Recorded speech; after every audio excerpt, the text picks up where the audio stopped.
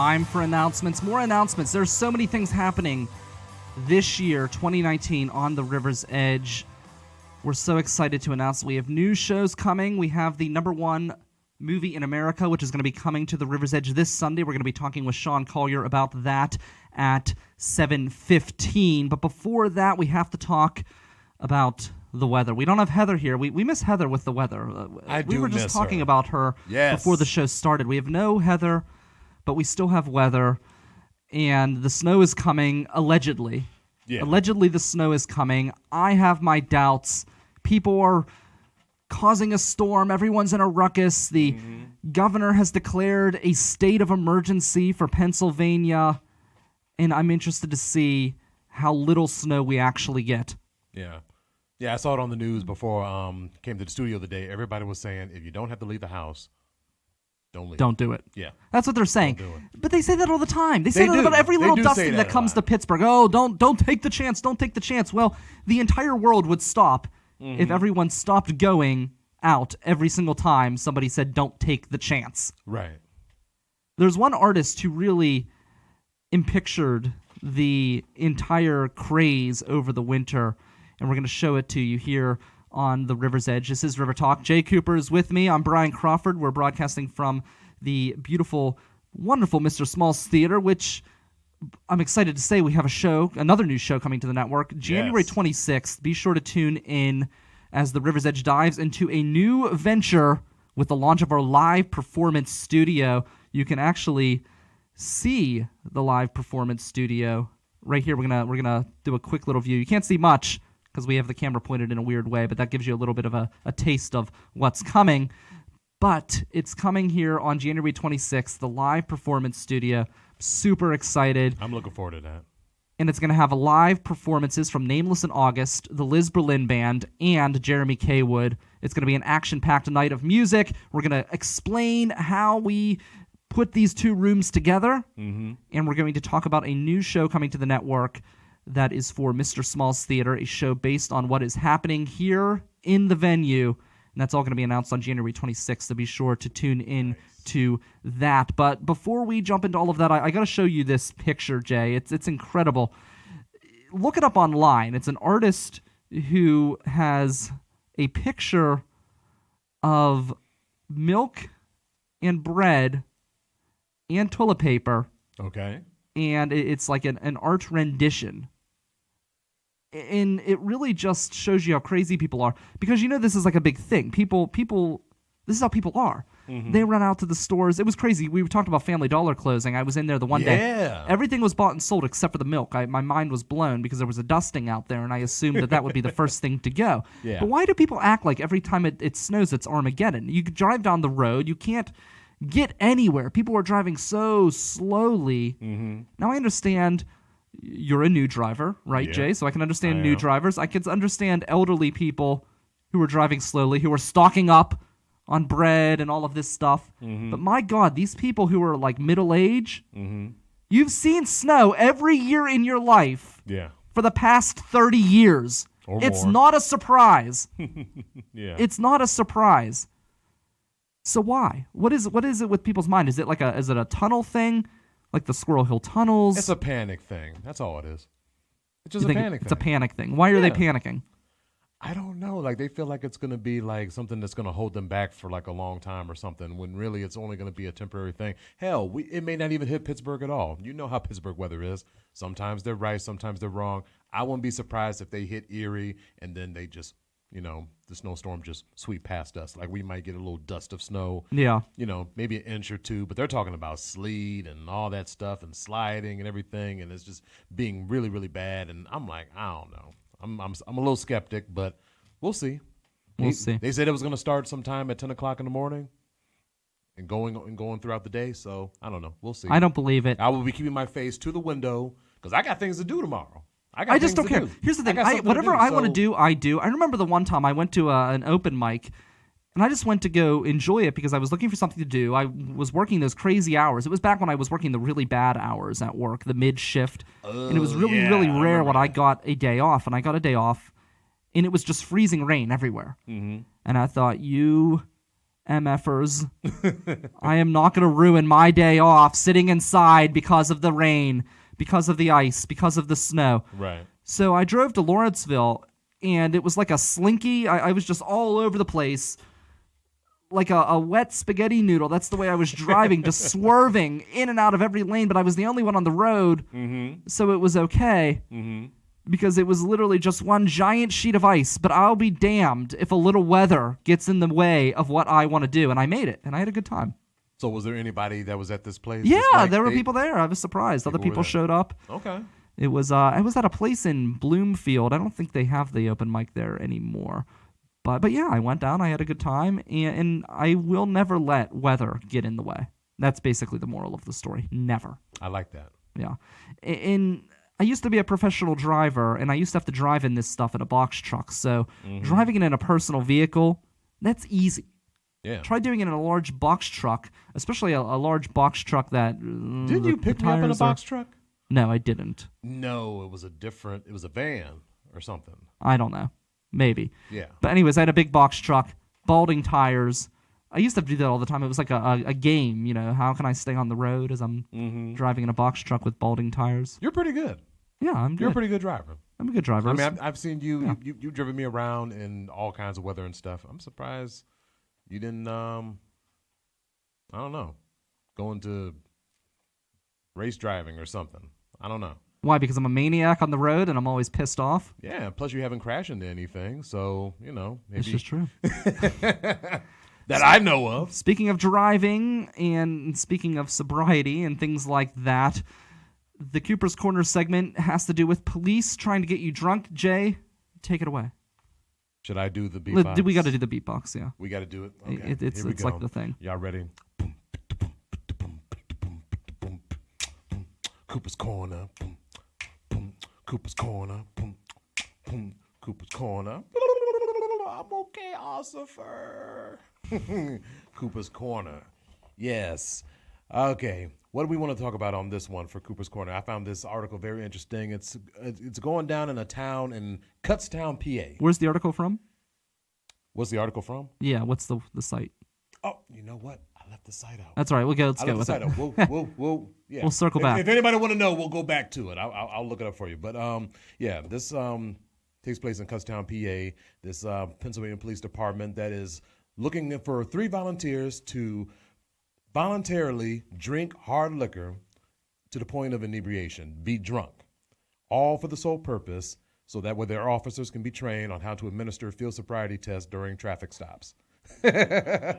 So a call for the volunteers on Facebook, accumulated. And when I mean accumulated, hundreds of responses shared on Facebook, over 1,000 times. And all they needed was 3 people, and they found them, and they're going to start this on April 4th. Now, the only thing that you only needed 3 requirements to get in. You had to be in good health condition, between the ages of 25 to 40, and you needed a clean criminal background, and you had to make sure that you had a responsible party that could take your ass home. So, because of course you can't. What if you Ubered or Lyft? Is that acceptable? I would think it was acceptable because right. when I looked at it in a different article, it didn't like exclude it. So sure. That would be my thing. That's the way to go. That's what I would do. Yeah. So here's the thing. I would be okay with that, and I would join in helping the police out because I'm in favor of taking drunks off the road, right? Right. But I'm opposed to the DUI checkpoints. So I would want to make a deal, cut a deal. You know, you get rid of the DUI checkpoints, I'll help you be better at stopping people who are actually dangerous on the road. I feel like that's a fair deal, right? I feel like it's a trap. I don't know why. You think it's a trap? I feel like it's a trap. It's a trap. Yeah, like getting them drunk on purpose, because someone, because I told someone about this article and they was like, well, do they get paid for this? No, it's a volunteer. They're getting drunk. They're getting free booze. They're getting drunk. They are free. getting paid in a way. Yeah, they are getting paid in a way. So yeah, that's their payment. But I wonder how many officers are like taking bottles home on the side after it's done. Right, and just because they don't have a criminal background doesn't mean well, I guess they'll see what their personality will be in April when they get super duper drunk.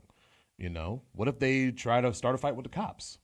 Well, there you go. Then you're You know in what I'm jail. saying? Then you go to jail. Now and you've it's got you've got an entire new level of training now. Now you have Yeah. training on how to apprehend a drunk. right. So there you go. It's all for the public good. Right. Something else for them to learn on top of that, instead of just learning about the field sobriety test, how to take down a drunken person, hold them down, mace them, put their knee in their back, handcuff them at the same time, maybe have to muzzle them, carry them out by their torso and by their feet to throw them in the backseat of the car, all kinds of stuff. So I don't know. It's a trap to me because I feel, I'm a mellow drunk person. Like when I get drunk, I'm cool, I'm chill. But I know some people that will just get really sloppy drunk and will act a fool and just be like, I used to be a very especially clean. with free booze. Yeah. Free booze. I mean, I've seen friends act funny at a wedding when it's open bar. And get kicked out of parties and kicked out of the reception. It's I used to crazy. be such a clean drunk. It was kind of interesting. Whenever I would have parties back in college, and those are the days when I would get drunk more often, obviously, I would get drunk, and I remember going into the bathroom. I would throw up, and I'd be there on my hands and knees, washing things down. I'd be outside getting people drinks and being a good host, cleaning up after everyone. It's like I go into OCD mode when I get drunk. Yeah. So what happens to you? Well, in my younger days, I used to, pass out in the basement of people's house parties and stuff, and fall asleep in a puddle of my own beer vomit. See, that never happened to me. I used to pass out. Well, I mean, I'm mixed. See, sure. I was, I don't know, I might get in trouble for this. I don't know. All right. This woman I was talking to at the time, her cousin was supposedly part of the Crips. And I was trying to show off in front of, him and his people and stuff. They all had the blue and everything and shit, Now I'm trying to act like I can hang with them, right? So I'm taking shots of stuff that I shouldn't be doing. I'm dropping them in glasses of beer and chugging them. And they're like cheering me on, like, yo, you hardcore, man. Like, you a real G and all that stuff. But then I stumbled down the steps, and then and then the door was closed. They're upstairs still partying. They don't even know where I'm at anymore. Everybody went home except for me. I woke up wiping yesterday's beer off my face, and good times. But here's the thing, though. I mean, even if it wasn't, like nothing bad could happen. The fact that you're basically getting drunk around cops. Okay. I would feel uncomfortable doing that. Why? See, you've never been to a Millville Music Festival meeting. You go there, we all get drunk, and the chief of police is sitting there right there watching us. Well, the Millville police are actually, they're nice. They're nice people. I have definitely been in conversations Chief of police with them. walks they're in, there's nice guys. the entire table's just covered with booze. Right. That's pretty much our meetings. It's just alcohol. Well, I would love to see Millville police try That's probably why our meetings last for 2 or 3 hours. like We'd probably be much more efficient if we cut out the booze, and we could probably get in and out in an hour. Yeah, probably. We all sit there. Especially since most of the people that are there live in Millville anyway. So we all sit there and we drink. Just a walk away. We drink the entire time, and then what do we do afterwards? We walk to the bar.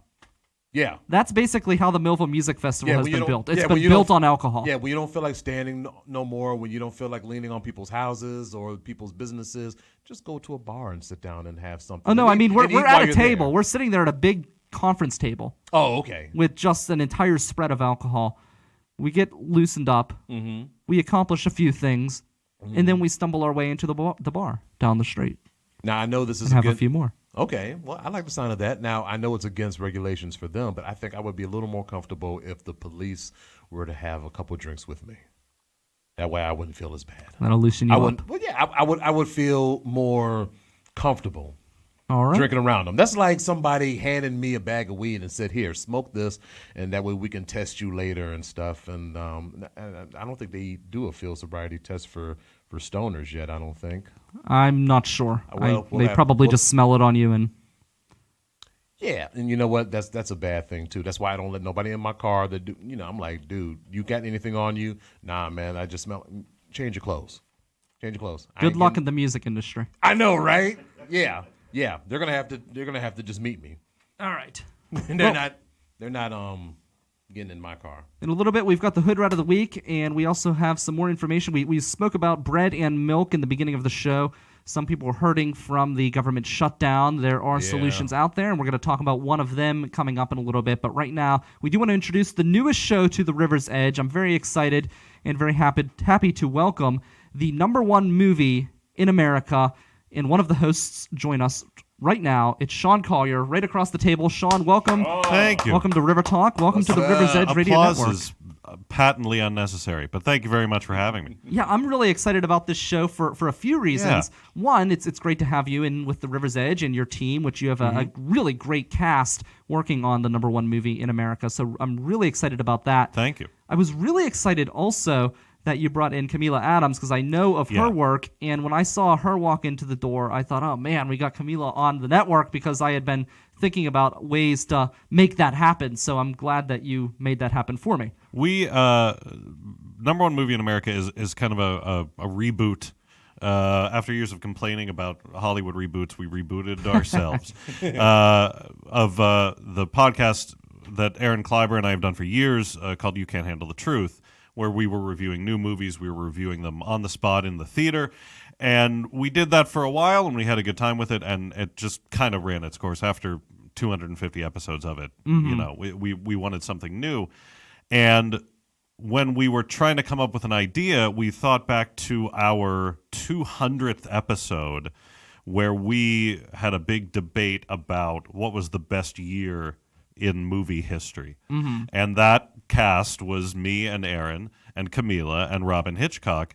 And it was such a good group and sparked such a good conversation that we wanted to see if we could turn that into the team for the show. And fortunately for us, both Robin and Camila were interested and wanted to be a part of it because they are both great at talking. What do you say when it's a podcast? You're really good at saying things, but more than that, they're both movie experts who have great insight and certainly know more than me or Aaron do. So And they're also great performers, and that's Yes. another thing because so many podcasts, you get people in a room and they may be knowledgeable about the subject, but they have no performance gene whatsoever in their body, and it's like listening to someone's bad college lecture. Yeah. And this is really exciting. It has a fast pace to it. It's really entertaining, and it's really a great show. I was Thank able to you. listen to the first episode. that was I listened to that first one,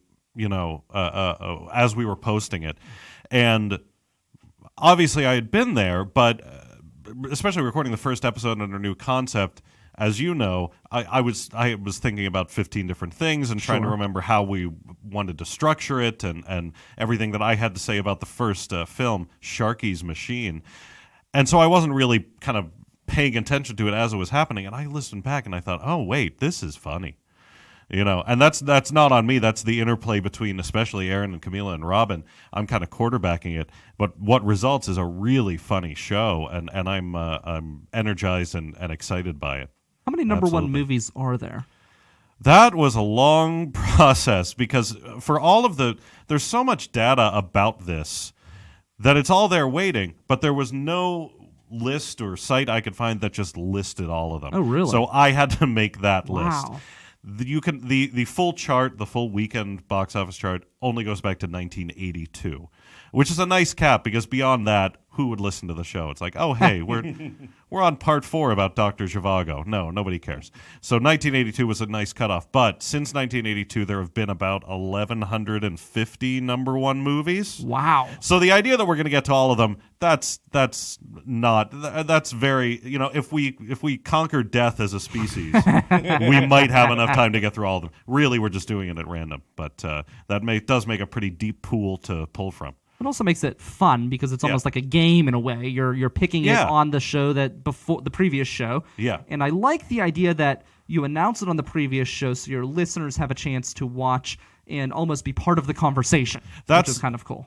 The two things I wanted to do in relaunching it were to make something that had a project beyond what comes out this week, that had some kind of structure like every #1 movie. And the other thing was something that people could watch along to, because I've done that. I remember getting back into the X-Files when Kumail Nanjiani did his X-Files rewatch podcast. Josh Molina has that big West Wing one. I'm listening to one for every WrestleMania right now. There's something so much more engaging where it's, okay, next week we're doing, I almost gave away the episode 3. No, can't do that. So next week, as you listen to this, we're doing Divergent with Shailene Woodley, the Hunger Games knockoff. We were thrilled that was the random draw in week 1. But if you want to watch beforehand, if you haven't seen it, now watch along, and that makes it so much funnier because you're waiting for us to complain about the things that you had a problem with, yes, or enjoy the things that you enjoyed. It's something I like to do in podcasts that I listen to, so I wanted to bring that to it. So putting this list together, were you excited or were you depressed? What was your reaction when you saw the types of movies that were the number one movies throughout the ages? When it gets to recent years, the depression started to sink in a little bit more. Who was I talking? I was talking about this with somebody, but you know Chuck Klosterman, the writer, that he was kind of the hipster before hipsters. Okay, I saw him. Somebody asked him a question like, "Does it bother you that people like bad stuff?" And I said, "No, not really. I mean, if it's something I really hate, it might get under my skin a little bit, but I don't care that the number one movie is going to be Ant-Man and not." Some obscure horror movie that I loved. It's my taste and what people like are two very different things. Looking at the list, the exciting thing to me was, especially when it got back to the 80s and 90s, the number of movies I had never heard of. Certainly never seen, but never even heard of. Like Sharky's Machine. Our first episode was the first one. We just started with the first thing on the list chronologically, which was Burt Reynolds in a movie directed by Burt Reynolds called Sharky's Machine. His name is Sharky.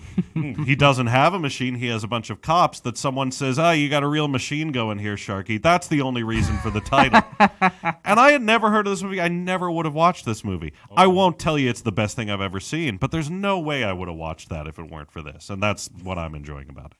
Yeah, because I was surprised. I was listening to episode 2, which hasn't come out yet, but I was surprised. I kind of assumed you were one of those people who just grew up a lover of movies, and that's not the case, right? I did, but I wasn't watching a lot. I was like a lot of kids where, did you get like locked on certain videotapes when you were a kid? Like, Teenage Mutant Ninja Turtles, the original one. Right. Yeah. So, and then you watch that for 6 months. Forever, yes. Right? I did that. So the whole history is I did that when I was a kid, and then as soon as my parents would let me, I was watching horror movies. So there's far more older horror movies that I've seen than anything else. And I didn't really get into I want to see everything until I was about 16 or 17. So if it's after 2002, I've probably seen it. But a lot of the classics and stuff that other people might have grown up with, I haven't seen. And the other thing about me is I would rather be in the theater watching something I don't care about than at home watching a classic I'm going to love. So I've never seen Gone with the Wind because I haven't been free on a night it was revived at a movie theater. Because I think it's actually essential to the process that you watch it in a theater. Why is that? It to me, it's the difference between you go and see a painting in a museum or a picture of that painting in a book. Like the bread and the milk. Like the bread and the milk. Yeah. Wherever that bread and milk painting is right now, I bet it's better there than it is on this green screen. It's you're fundamentally, you're seeing the same thing. But everything about the whole history of movies, how movies are shot and lit and scored and presented is wrapped around the idea of a big giant screen in a great big dark room full of people. The entire art form grew up around this. So you can take it out of there, and if you have a really great TV, I have a good TV, I like watching movies at home, but fundamentally that's something a little bit different. It's funny you say that because on Facebook they're talking about Wizard of Oz. Okay. They were talking about that because this week they celebrated it's been 80 years since it's been That Since it's been out? sounds right. 80 years. That's a Yeah, long 1929. time. Yeah. Wow. And so 90 years, I think. Or no, you're right. 1939. That's right. Yeah. So I was thinking to myself, I've never actually seen it in the theaters, but I've seen it at home. But by saying it like that, I may want to see it in the theater just to get the whole feel of it. It'd probably be a lot different than watching it at home. It's Absolutely. a little bit easier Yeah. for me now. So I don't like being around people. So now, now that the theaters have leather reclining chairs and you can bring in your Yeah. beer, that's made it a lot easier for me to go to the theater Where now. was I? I was somewhere. I was watching something in the theater, and it was just okay.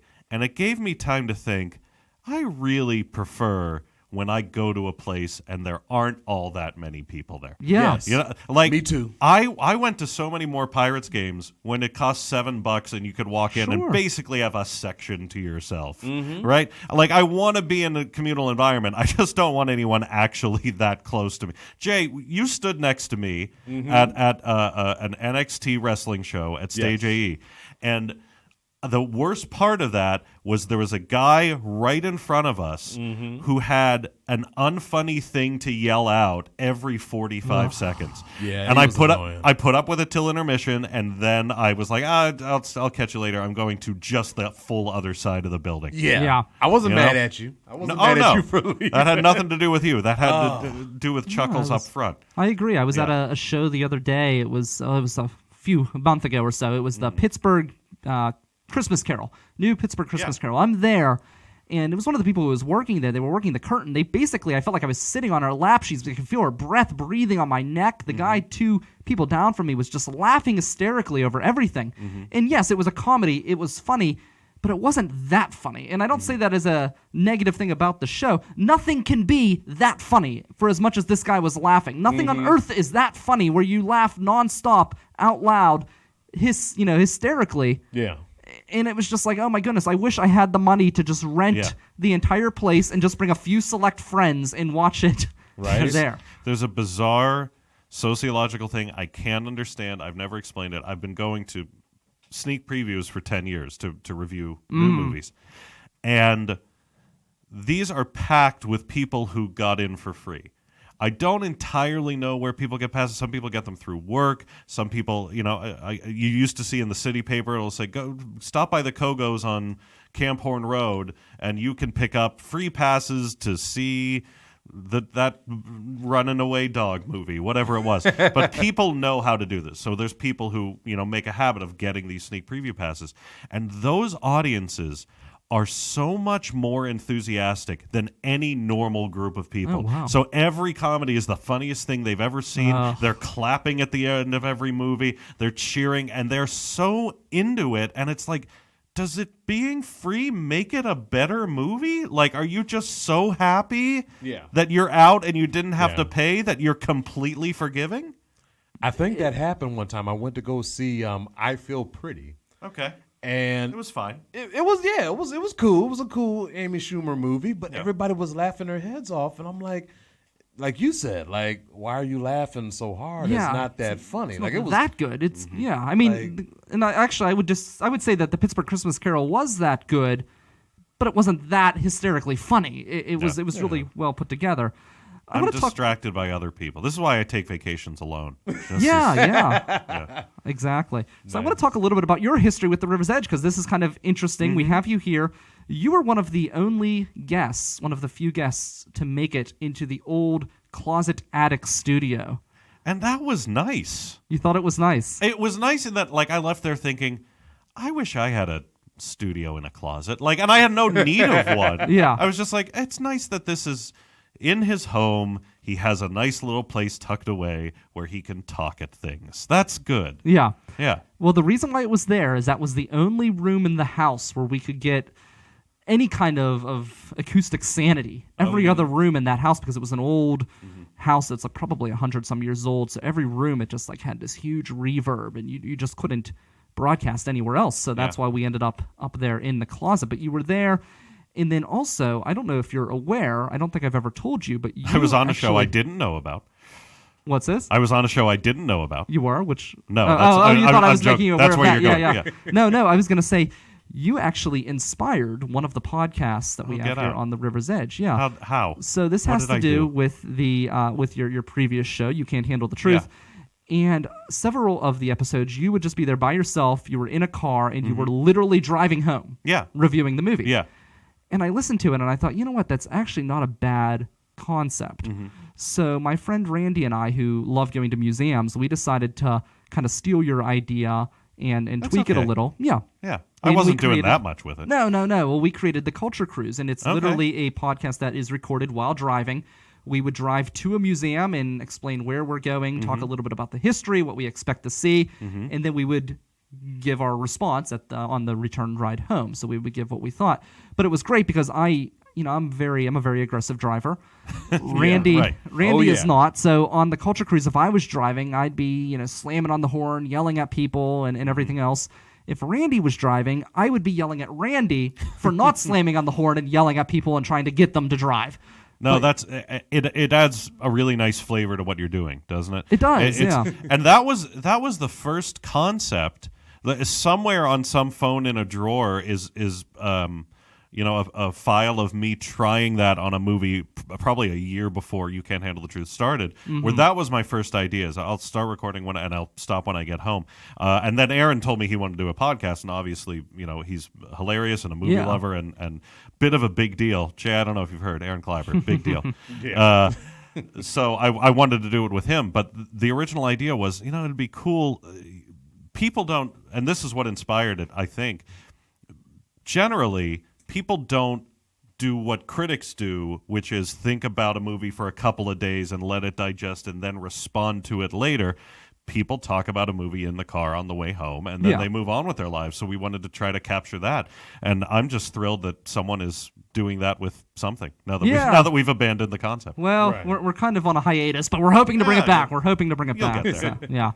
So, So that's Sean Collier. It's going to be this Sunday here on the River's Edge at riversedgepgh.com. #1 movie in America. You can also find it on Apple Podcasts. You can rate and review. Give them all 5 stars. Yes, please. Apparently there's a lot of Apple Podcasts action, which I didn't know people were still doing that. So now that I've learned, please rate and review on Apple Podcasts. Apple Podcasts. It's still Spotify as well. The #1 way for podcasts to reach people still is Apple Podcasts. And thrilled to be part of the River's Edge, too. So thank you for having us in this beautiful, sparkling new studio, which lacks some of the intimacy and coziness of your closet, but is better in every other conceivable way. Yeah. We've come a long way. Yeah, we actually have air conditioning and heat, which is that's good to know. Yeah, yes. Wonderful. My house doesn't have air conditioning, so you're just going to see me sitting here come July. There we go. We still have the insulation, but it's actually behind the walls like it's supposed to be. Exactly. Yeah, just not laying on the floor.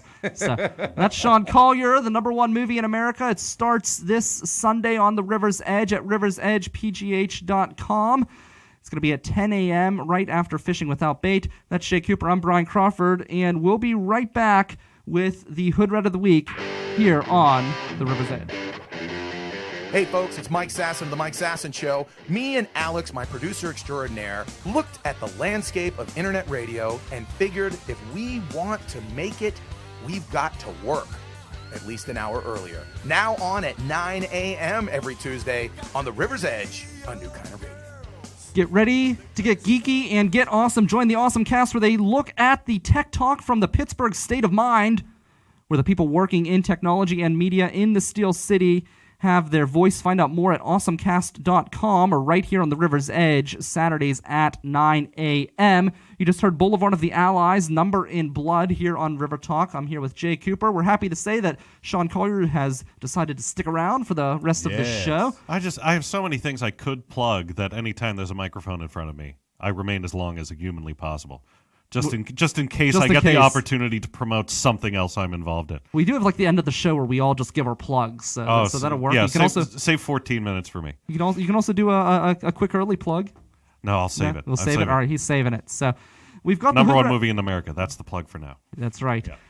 Jay Cooper, it is time for the Hood Rat of the Week. It is crime that is kind of going downhill, right? Crime is taking a turn for the worse. Absolutely. It's kind of lowering its standards. And I'm going to throw something at you. I'm going to throw some names at you and see if you can follow along with me. Lester, Babyface Nelson.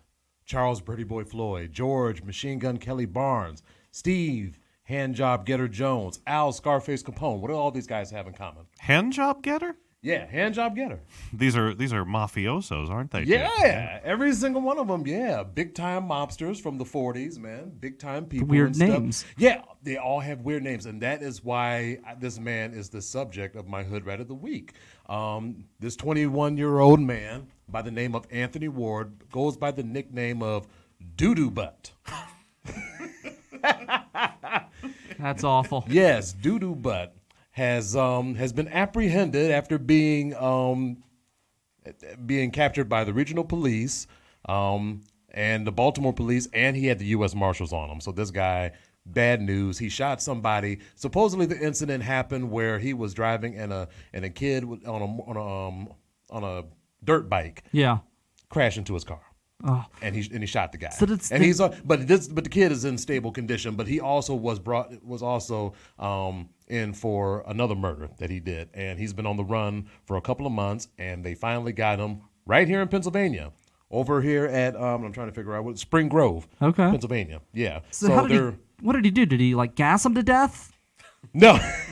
Oh, you want to know how he got the name? Yes, Yeah, the origin story. Yes, a lot of people wanted to know where the name came from. The theory is what they're saying is that he is shitting on the law, that he defies the law, he shits on the police, he shits on the law, he does what he wants when he wants, he takes a steamer on.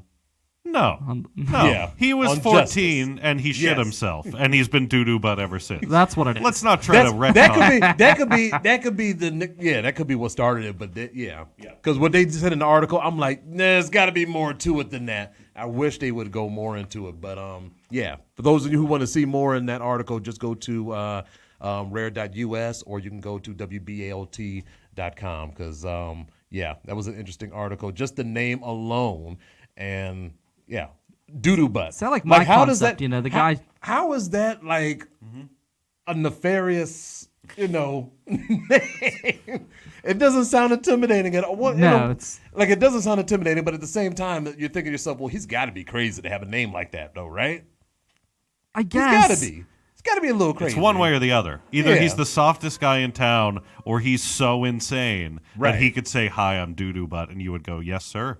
Yeah. Exactly. Hey, yo, man, doo-doo butt's looking for you. What? Imagine if he tried to move into another city, expand his turf. I know, right? Doo-doo butts coming in on my turf. I could just imagine the conversations that go on behind the scenes. And what I find crazy is that he actually is a big name in Baltimore, and he's only 21. He's a young dude. So in other He's words, a young dude, so he must have, he got some. Well, the thing is, he got some soldier stripes on him or some shit, man, to do something. If I'm correct, isn't Baltimore kind of a rough area anyways? It is a rough area. I've been to Baltimore a couple times, and so he must really be a badass then to be taken seriously with the name Doo-Doo Butt in Baltimore. Right, and not nobody laughed, because I could just imagine what would it be like if somebody said his name and laughed. They probably. There's probably some murders out there under his belt that no one even knows about. Yeah. Yeah. Well, there are some interesting things going on with the government shutdown. Everyone's talking about the government shutdown. I'm very, very fortunate. I do work for the government, but my department is not funded through taxes. Okay. So I'm very, very fortunate that I'm still getting a paycheck, because otherwise we might have to cancel the #1 movie in America, because I wouldn't be able to pay for the... There's no money involved in the #1 movie in America. Right. No, but I got to pay for this studio. Oh, right. We'd be back talking into a phone in the car again. Exactly. Yeah, exactly. So I don't want to go back to that. No, but I like it here. Yeah. But people are pissed, and that makes sense. They're pissed about the shutdown. They're pissed that they're not getting paid. Mm-hmm. And the TSA is fighting back in JFK Airport, which is a huge airport. JFK is a big airport. It's a lot of stuff goes in and out of that airport. A lot of corporate accounts as well go through JFK Airport. It's kind of a giant hub that goes all over.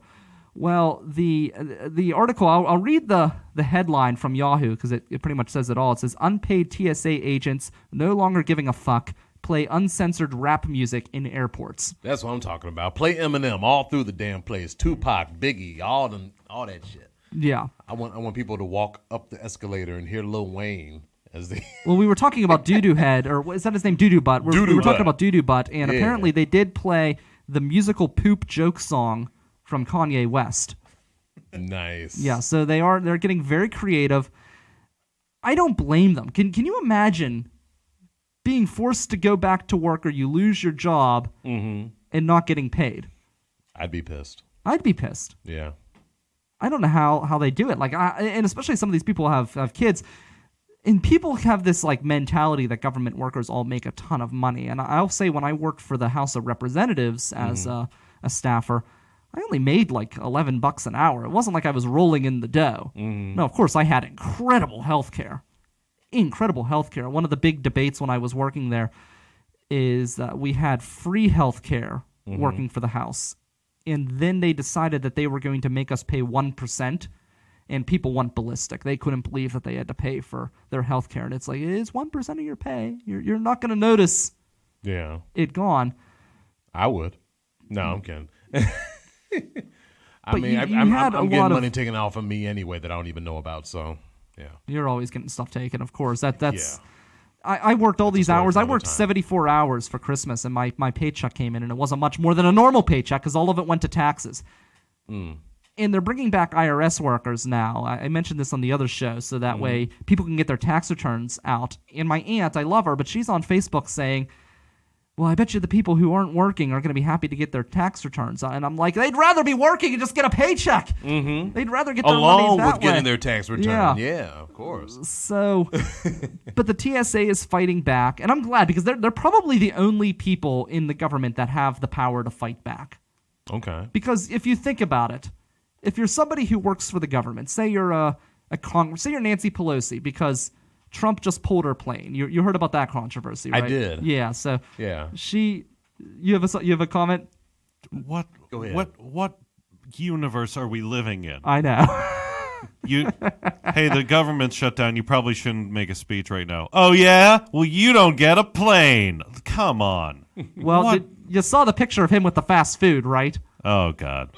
That pissed me off, man. I'm sorry, because they did a comparison. They showed when the Obamas prepared a dinner for the players when they came by. I mean, we're talking a nice candlelight dinner and everything. Oh, wait, let me take that back. There was still candlelight. They had the candles. Like, Trump had the candles, but cold as McDonald's, like Big Macs and cheeseburgers and shit. I didn't see no fries. Did you see fries? All I saw was burgers and boxes. I didn't see no fries, no nuggets. Like, so he says he paid for it himself. I believe. I mean, he has money. I'm sure he did. I believe that's the case. 300 meals, right?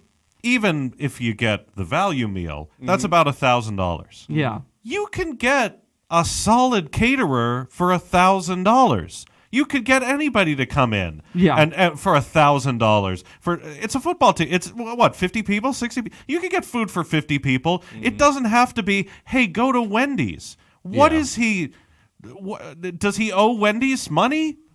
Is Wendy's Russian owned? That we didn't know that until now. oh no. Well, I imagine it's What a thing. Stupid thing in the middle of all of this controversy. Jeez, Yeah. It boggles the mind. Like, what are you even going for? Are you trying to? He's trying to piss people off because he wants to get a photo out there with him. Oh, look how, and it's more. It looks like he's putting money out. Like, you see all of those boxes in there. It's a symbol to his fan base to say, oh, look, I'm shelling out my own money. I'm trying to do my part. Meanwhile, he's a man who his father built an empire. He's never lived a day in his life where he wasn't wealthy. He has no idea what it's like to try to manage a budget and pay his bills on time, yet he's furloughing all of these people for a damn border wall, which many experts say isn't even the best route to go as far as trying to secure the border. Stupid. How much billions was he asking for? Yeah, quite a lot. Enough to probably... And then they showed like different samples of the wall of which ones it doesn't matter. They build tunnels, man. They build tunnels. They don't need the demo. In fact, I saw something on the news. Someone who was a representative of Mexico, he actually climbed on one of the walls and had somebody take a picture of it. Yeah. So that says something right there. I mean, obviously, it wasn't tall enough. We're dealing with a situation where we obviously have this budget that is out of this world, right? Where we're so far in debt and everything else. There's so many other things we need to to fund. You look at the public education system when you're looking at college, right? Publicly funded universities, they're almost sometimes more expensive than the private universities. There's a lot of things that we need to put money into. I feel like a border wall is pretty far down on the list, especially when you look at the numbers of illegal immigrants coming to this country, which have declined greatly, and they've been declining over the years. And they're not even coming from Mexico. They're coming from south of Mexico. And really, if we just invested in those countries like we helped build the Mexican economy, which we've done some things to work with trade to build their economy up, and guess what? We don't have migrants trying to come into the United States because their country is now livable.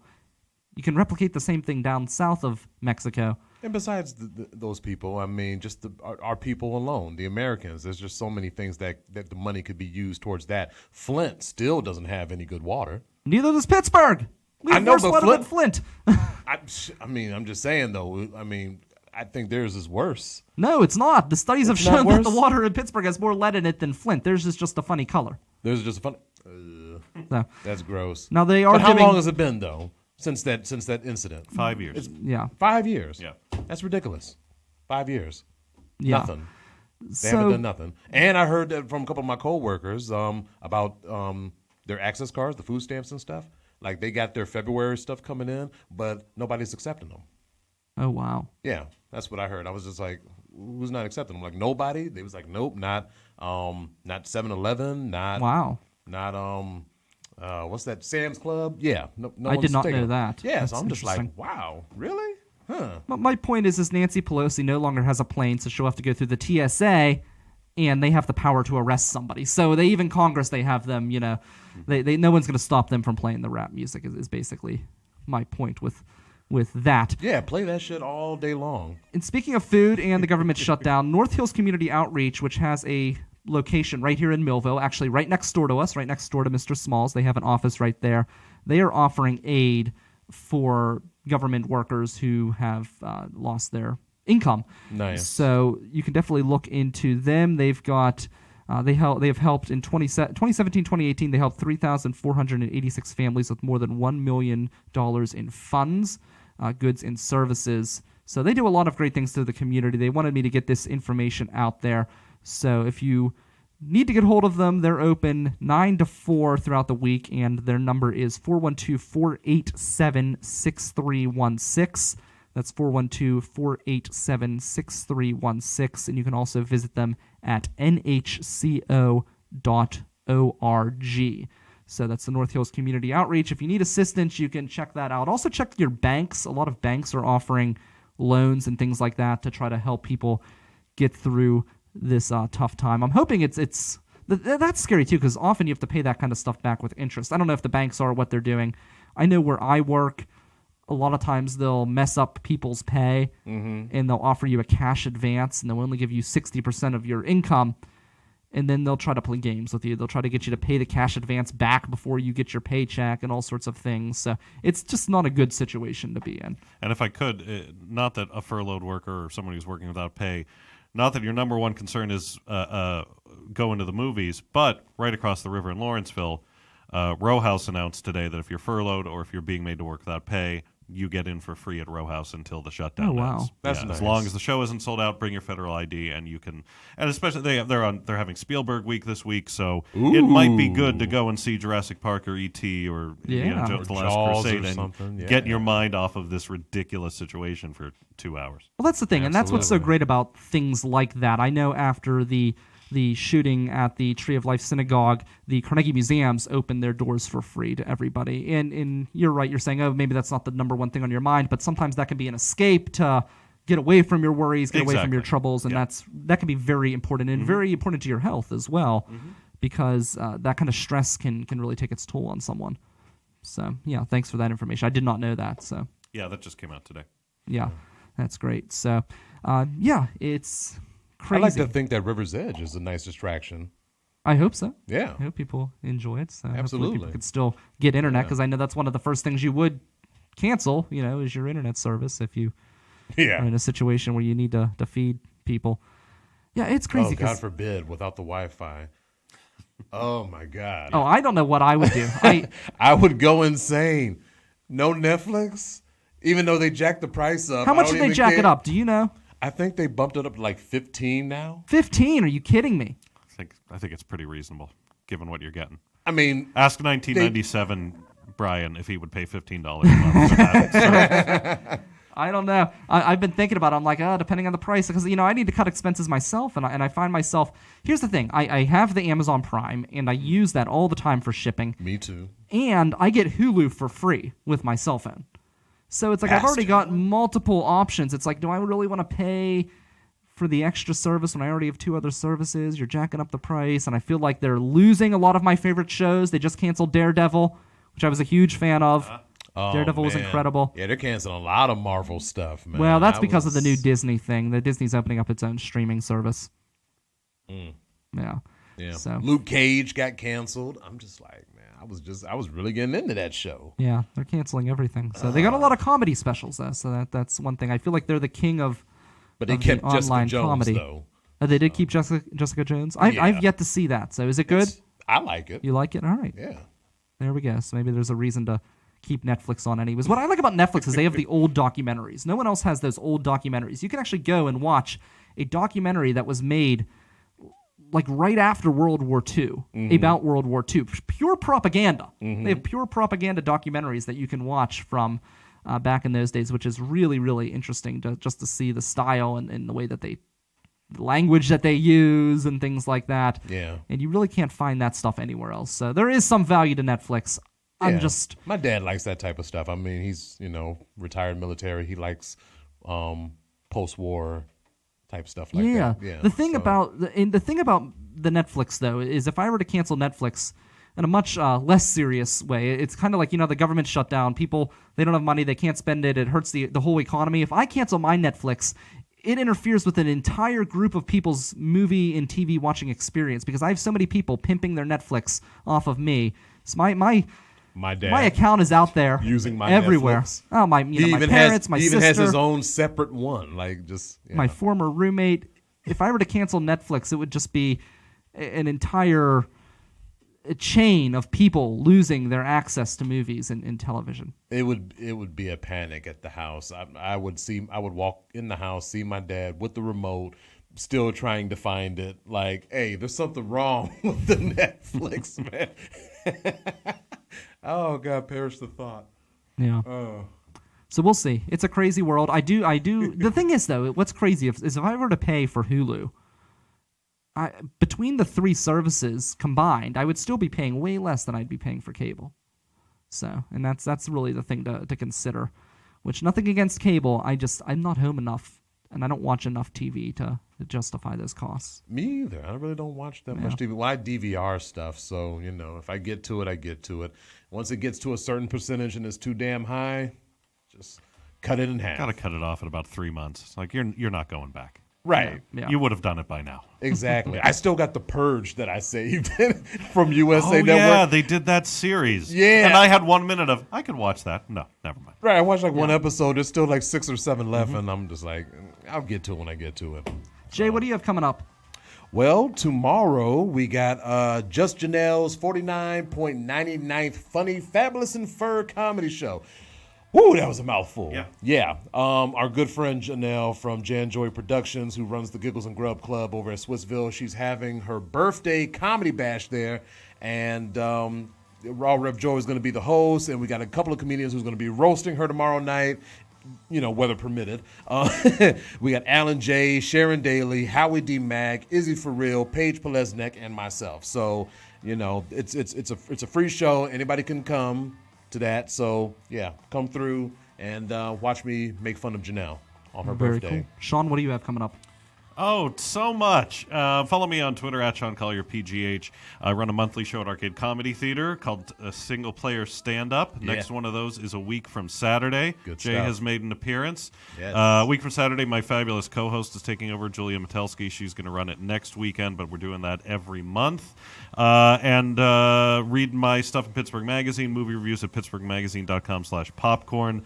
And I wanted to mention I have a theater company, too. I have no time. Oh, nice. I keep doing stuff.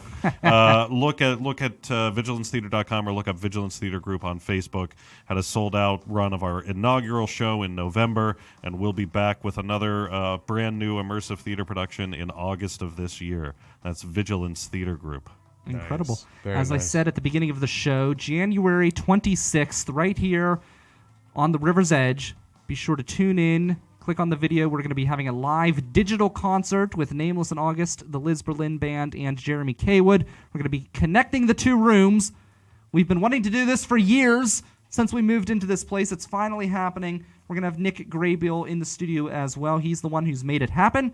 We're going to talk to him about how he made that happen and much more. It's going to be a great event. Don't forget to tune into that. Also, don't forget to subscribe to The River's Edge on Apple Podcasts. Listen to your favorite shows like The Mike Sasson Show, Guys Got Game, P.O. Vincent, and yours truly, The River Talk. River Talk, baby. Right there on Apple Podcasts or your favorite podcast app. That's Jay Cooper. Thanks so much to Sean Collier for coming in. I'm Brian Crawford. This has been River Talk on the River's Edge Radio Network, Pittsburgh's voice for local music. I'll be back Sunday night, 7 p.m. right here at Mr. Small's Theater. Later, bitches.